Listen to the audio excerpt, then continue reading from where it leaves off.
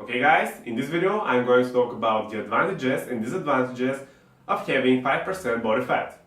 For my transformation video, I dropped my body fat from 10 to 5%, and right now I'm not with 5% body fat. Right now I am with around 8% body fat, just to make this clear. So let's get started. I'll first start with the advantages. You will look more ripped. Your muscles will be more visible, they will be more defined. Advantage number 2. Your face will look lean and angular. In this photo, on the left side, that's me when I was with 10% body fat. And that was at the beginning of my transformation. And on the right side, that's me at the end of my transformation, when I was with 5% body fat. My face in the second photo is much slimmer. When you drop your body fat percentage, you will kind of better. Advantage number 3. You are lighter, which means that you will not put so much pressure on your joints.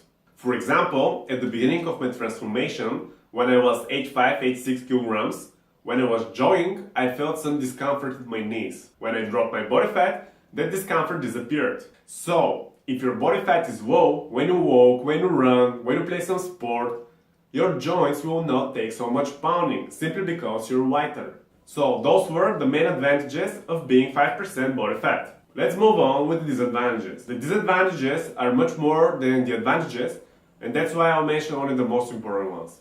Disadvantage number 1. It is really hard to drop your body fat to 5%.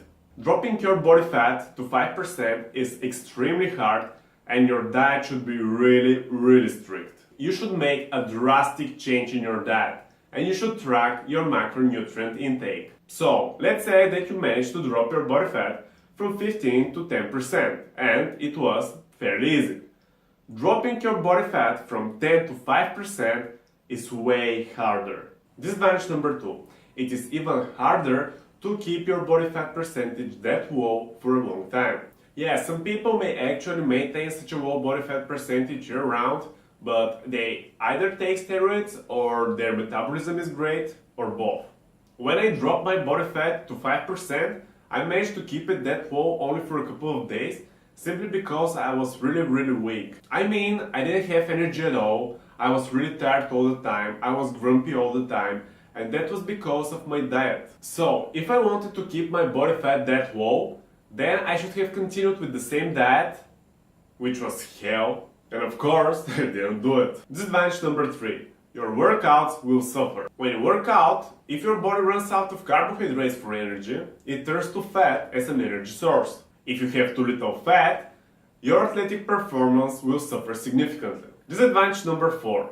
When your body fat percentage is too low, your levels of glycogen will be low too.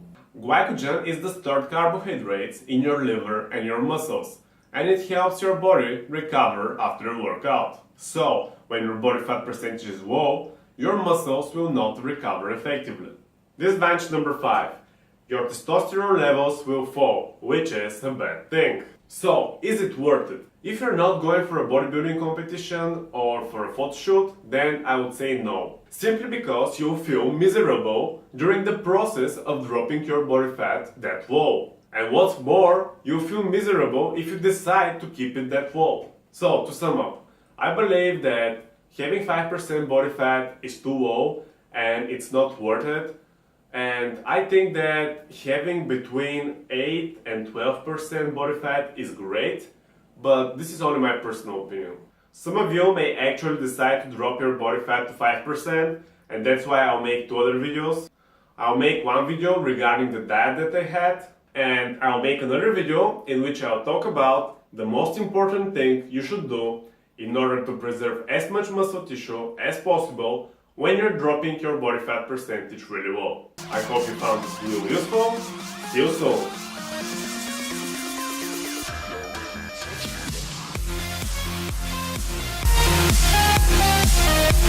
back.